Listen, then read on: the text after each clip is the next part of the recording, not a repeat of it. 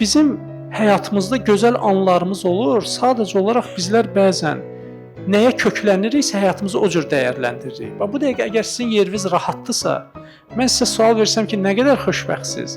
Əksəriyyətiniz deyəcəksiniz ki, mən xoşbəxt insanam. Bu gün əgər müəllim sizi tərifləyibsə, həyatınız əgər yaxşıdırsa, qəşəng qida yemisinizsə, mən sizdən soruşsam xoşbəxtsizmi? Deyəcəksiniz xoşbəxtəm.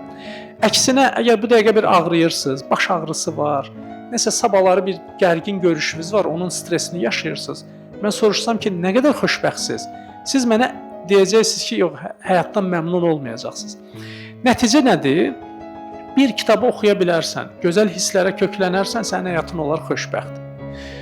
Gözəl bir söz deyərlər sənə və yaxud da mən yazıçıyam da biri təşəkkür eləyə bilər. Mən həmin günü özümü xoşbəxt insan kimi hiss eləyə bilərəm. Həyatımda heç nə dəyişmədi. Yəni çox qəribə bir əslində məqamdır da. Həyatımda heç nə dəyişmədi. Həmin problemlər, həmin çətinlik. Ancaq bir dənə söz məni o qədər məmnun elədi ki, mən onu bütün həyatıma nisbət verdim və dedim ki, mən xoşbəxt insanam. Deməli o köklənmək, o işlərə yönəlmək.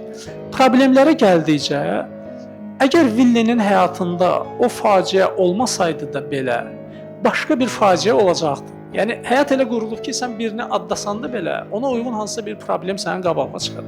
Ancaq problemlərə mən necə baxıram? O bizi inkişaf elətdirir. Problemlər bizi böyüdür. Problemlər bizi daha böyük problemə qarşı immunitet bizdə yaradır. Ona görə problemdən mən elə eləyim ki, problem olmasın. Yox, o mümkün deyil. Problem həmişə olacaq. Önəmli olan budur ki, o problemlə necə biz yol tapaq, necə problemi həll eləyək. Bizim kitablarda da daha çox kökləndiyim məqamlar budur.